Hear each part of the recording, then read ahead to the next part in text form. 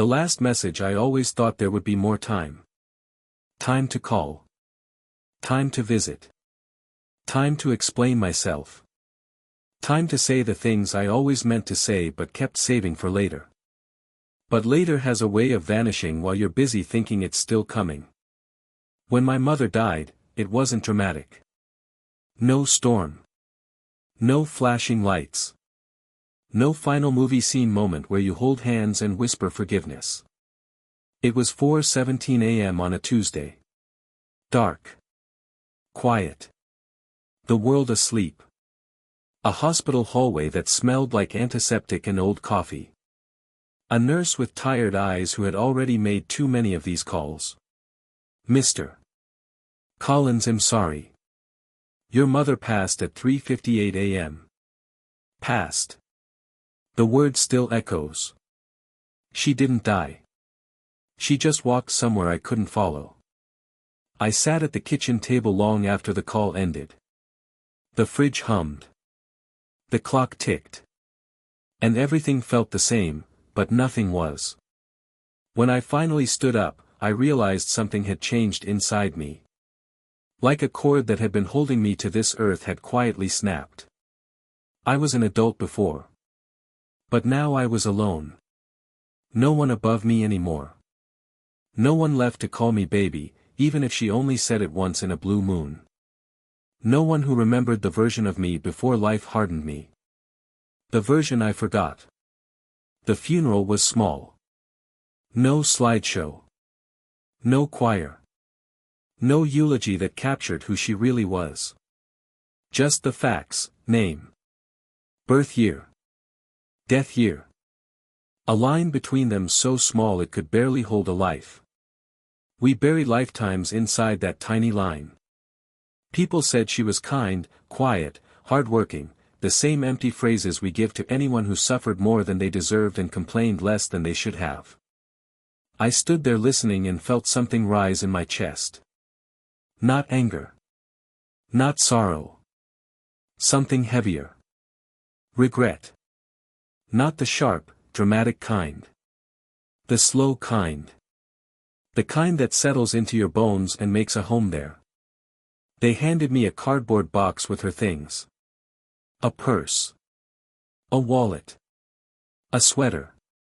And a beat-up flip phone with scratches on the plastic and a little sunflower sticker on the back. I stared at that phone for 3 weeks before I could open it. I couldn't explain why. Maybe I was afraid of hearing all the times she reached for me when I didn't reach back. But eventually, one night, after the world went quiet and grief softened just enough to touch without shattering, I flipped it open. There were 12 unheard voicemails. 12. Not 1. Not 2. 12. The oldest was from last year. The newest was recorded the day before she died. And just like that, time stopped being something that moved forward. It moved backward. Voicemail 1, Hi sweetheart. Just wanted to check in. Hope your week is going well. Let me know you're okay. Her voice was warm. Normal. Like nothing was changing yet. Voicemail 2, Made chicken soup today. Your favorite. I know you're busy. Just wanted to tell you I was thinking of you. Voicemail 3, I don't want to bother you. I just wanted to hear your voice. No rush. Call when you can. I paused there. Because I remembered exactly where I was when she left that message. Sitting in traffic. Phone buzzing. I hit decline because I was tired. I was tired. You can be tired your whole life and not run out of chances, until suddenly, you do.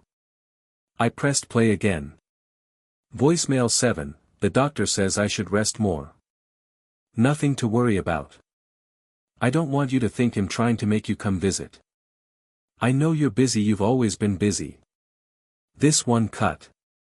Because somewhere in her voice, I heard the sentence behind the sentence, I don't want to be a burden. Grief is not the sharp knife. Guilt is. Voicemail 11, a faint breath. A shake in the voice. The machines beeping softly. I miss you. 2 words. Just 2. But they cracked something inside me.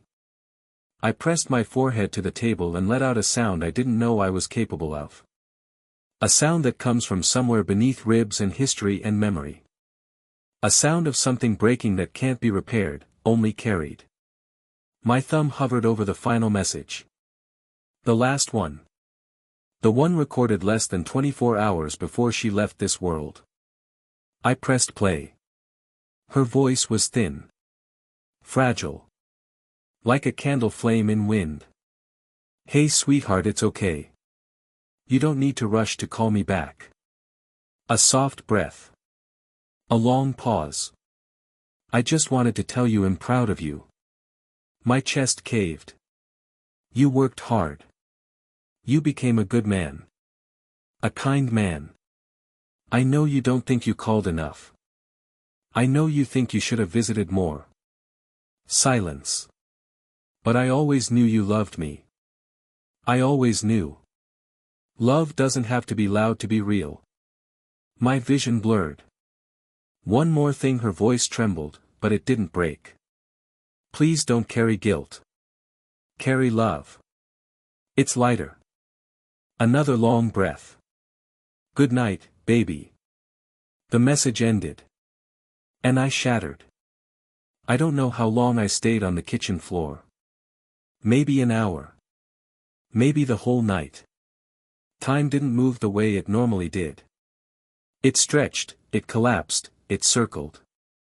It felt like I was living every missed call, every unspoken word, every ill call tomorrow all at once. And tomorrow was gone.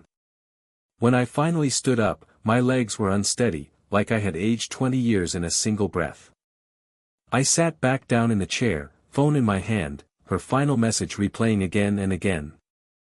I wasn't ready to stop hearing her voice. I was terrified of the moment I would forget the sound of it. That's the cruelest part of loss. You think you'll remember everything forever. But memory is a thief. I used to remember the exact way she said my name. Now I can only remember the feeling of being known when she said it. In the weeks that followed, people told me it was time to move forward. They meant well. People always mean well when they don't know what to do with your grief. They offer advice because silence makes them uncomfortable. But grief isn't something you move forward from. You move with it. Like a shadow. Like a second spine. Like something that changes the structure of who you are. I went back to her house to clean out the things she left behind. I thought it would take a few hours. It took days. Grief lives in objects. In textures. In little ordinary things that shouldn't matter but suddenly do. A coffee mug with a chipped handle. The armchair she always sat in to watch the evening news. A sweater that still smelled like her. I folded everything slowly, like I was afraid touching it wrong would erase her. In the back of her closet, behind winter coats and boxes of old linens, I found a shoebox. Inside, there were letters. Dozens of them. All addressed to me. Some dated when I was a child. Some when I was a teenager. Some recent. None of them had ever been mailed. Her handwriting was delicate, careful, the way people write when they are choosing love with every word. She wrote about the first time she held me. About the nights she stayed awake when I had a fever. About the pride she felt when I got my first job. About how much she missed me when I moved out. About how she kept my room exactly the same for years after I left, just in case I needed a place to return to. And then one letter, written only months before she died: I hope you know that even if you never say it, I feel your love every time I think of you. We don't have to talk every day. Some connections don't need constant tending. They just are. They always have been. They always will be.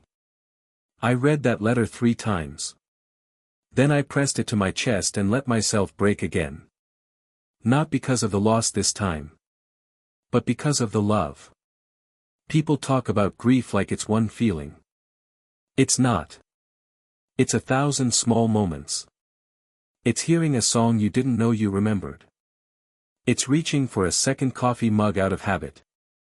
It's realizing no one is left who knew the child version of you. It's learning how to be your own witness. Your own home. Your own memory keeper. I didn't understand it then, but I do now. Grief is love with nowhere to go. So I gave it a place. I started calling my sister more. I started checking in on old friends. I began showing up to people instead of assuming they knew I cared. I say I love you now. Even if it comes out quiet. Even if my voice shakes. I don't wait anymore. I don't save things for later. Because later is a door that closes without warning. We always think there's more time. There isn't. There is now. Only now.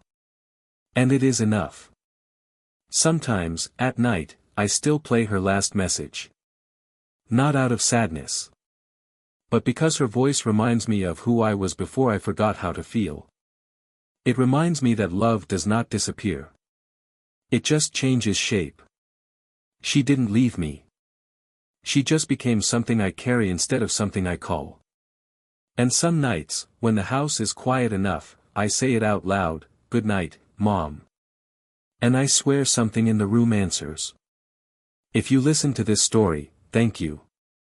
If it touched something in you, even a little, please like this video and subscribe to the channel. Not for the algorithm. Not for numbers. But because maybe next time, my stories might not appear in your feed again. And I don't want you to miss the next one.